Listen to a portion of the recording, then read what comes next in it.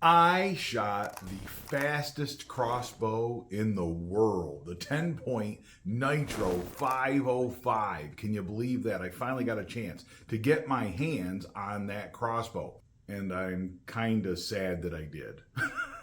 I recently had a chance to go to One-Eyed Archer's Ranch here in Pennsylvania, not too far from my own house. We finally got together. We've been going back and forth with text messages and all that sort of thing over the last few years, really. We had a great time shooting some crossbows together, spent a morning doing that. And one of the crossbows I got to shoot, as soon as I got there, he handed me the 505.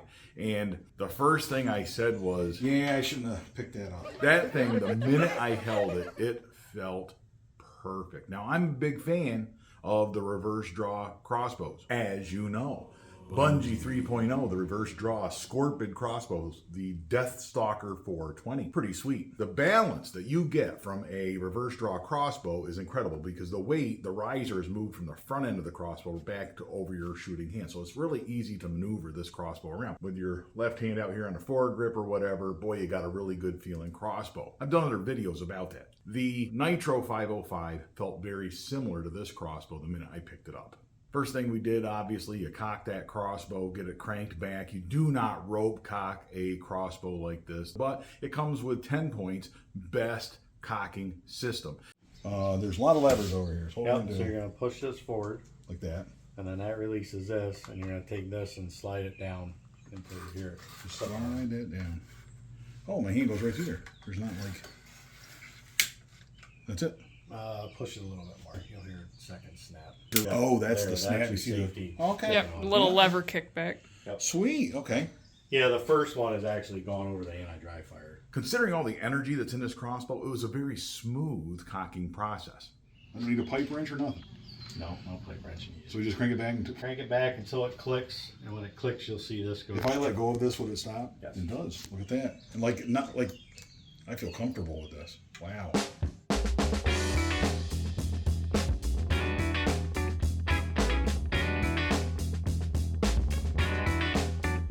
500 feet per second. I can't get over that.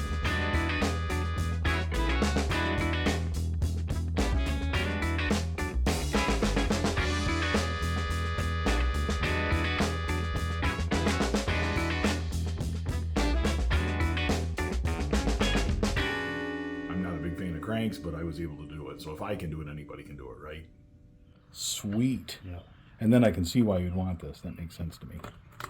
But they go right. That's perfect. That's pretty slick. Now, Genevieve and I both got to shoot this crossbow. I got to tell you, it was a little intimidating to pull the trigger on this crossbow because just in your mind, you're realizing this is a 505 feet per second crossbow, most powerful piece of archery equipment I've ever shot. And I can just imagine this crossbow, what it's going to be like. All right. Aim for the left target. Left target. And don't aim dead center. Upper but down. Oh, just aim somewhere else. Yeah. Yeah, I got you. All right. I gotta say it was pretty intimidating, but it was pretty smooth. It was loud, considerably louder than the other crossbows that we shot that day. Not a vibration-filled loudness, if that makes any sense. It wasn't shocking or jarring. If you take the volume out of it, it was actually a pretty smooth shooter. I will say this, the smack on that target, holy cow. You can just imagine what that would be doing to a deer or other big game. What a thump that had on that target. Did you hear that? Probably didn't blow your cart over.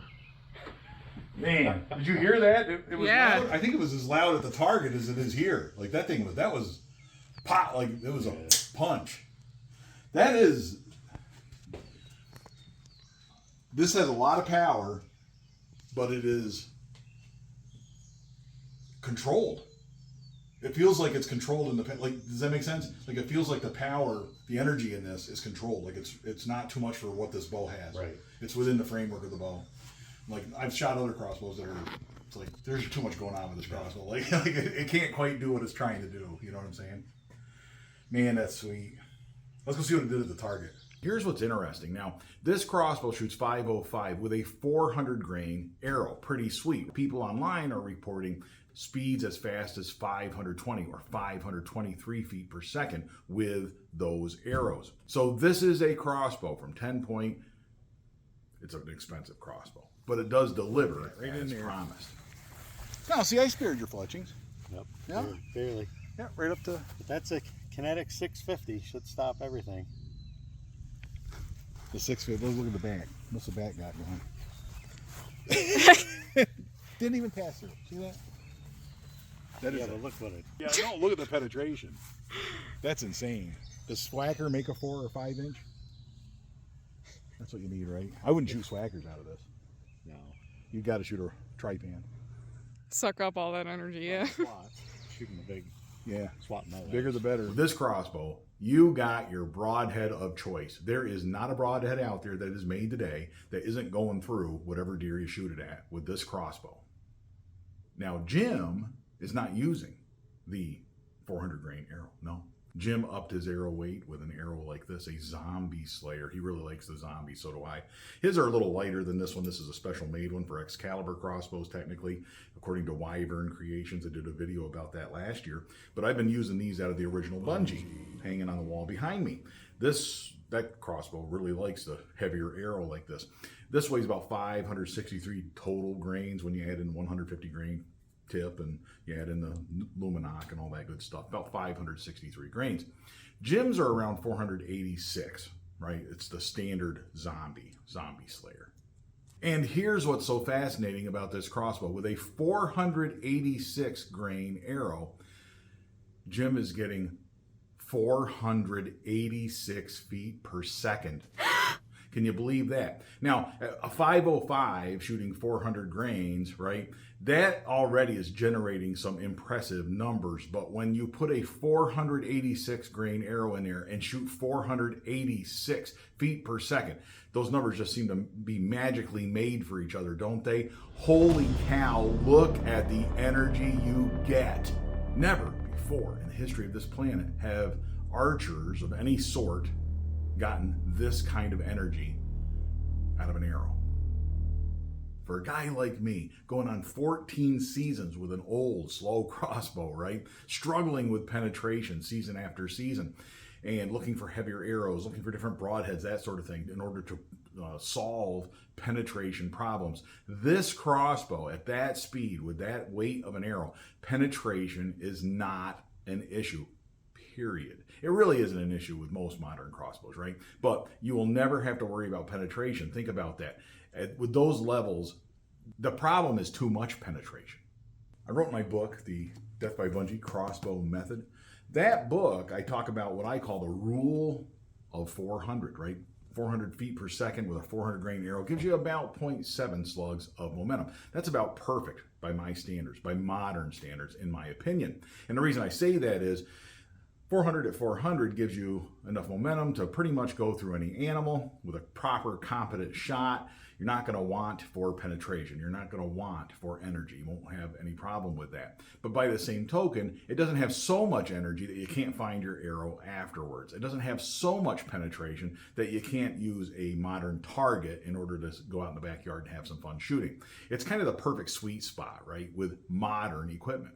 This crossbow, on the other hand, how do you shoot it in the backyard, right? What targets can you use, and how can you set up those targets so that you can still find your arrows and not have your arrows be single-use arrows, right? Do we really want to be in a crossbow world with single-use arrows?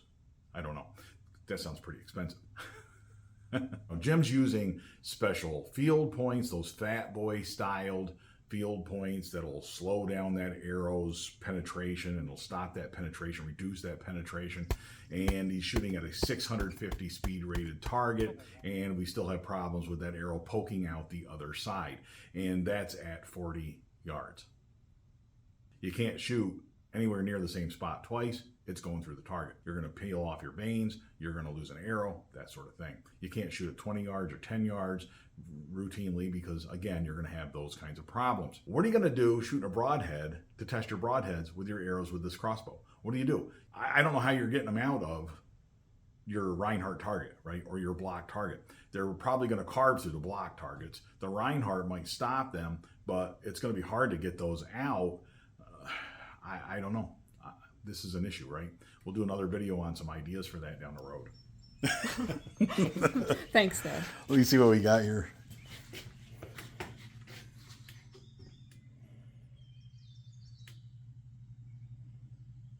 And the left target, you said? Yeah. Alright. I'll do the 3 o'clock on the left.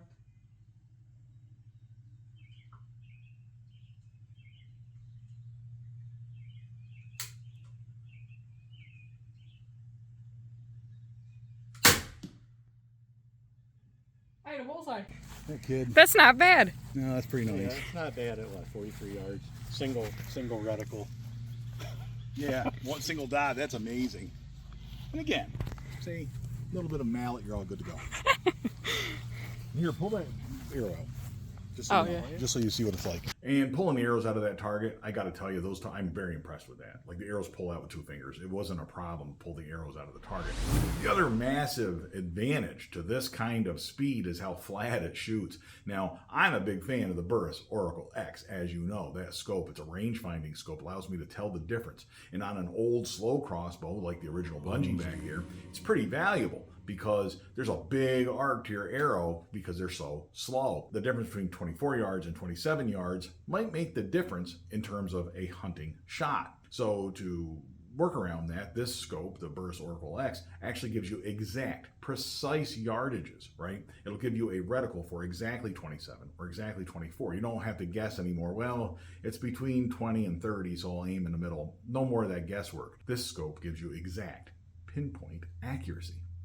With this crossbow, the 505, Jim has a Husky scope on there, the old Husky, right? You hear about those on the forums and whatnot. It's a scope with a HHA optimizer built in, if you want to think of that, right? There's a turret on top, you can dial that turret into the exact yardage. So if you're at 42 yards, you turn that to 42 or whatever, and it'll put that center reticle. There's one reticle, one plus sign, and that will be exactly 42 yards. So that's perfect. On a side note, that quality of glass on that Husky, that is the clearest scope I ever looked through, I think. With this scope, I think what Jim did is he set it up so it's exactly dead on at 40 yards. Then what he found out, because this thing is so fast, it shoots so flat that it's only about an inch and a half high at 20 yards, and it's about an inch and a half low at 50 yards. You don't really have to adjust it. Like you can shoot a deer at 50 yards using the same reticle all the way out. That's pretty cool. I don't know if that's my preferred method of hunting, but that is a pretty impressive level of flatness, right? Or less archy, as I always say. Another thing about this, despite all that energy, it really isn't that big of a crossbow. The slots and that 505 are the exact same from the trigger to the butt.